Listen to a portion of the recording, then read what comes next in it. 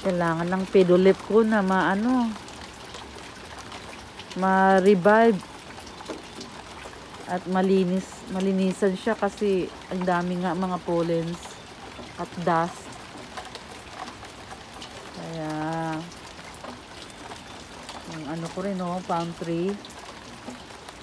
So nandiyan yan sila. Sila yung una kong nilabas kasi nandito sila sa kusina. Nilagay ko. Kaya nilagay ko na sila sa labas dahil maganda naman yung araw at nauulanan sila. Yun nga lang, minsan sinto-sinto yung weather namin, maulan, mainit, tapos malamig.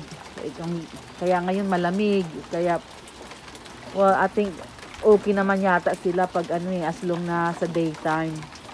At nauulanan sila kasi tingnan niyo di ba? Nakita mo yung pollens. So kailangan talaga nila mahugasan para naman na makahinga din sila. Yan po yung money tree ko.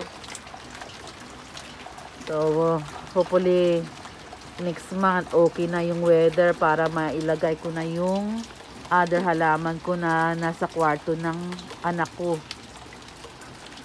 na lalaki. Kailangan na rin na makalanghap ng fresh air. So ayan guys, I hope you guys like the videos I have it now today to these videos. So please paki-follow, share and like. Thank you po. Salamat. Mabuhay.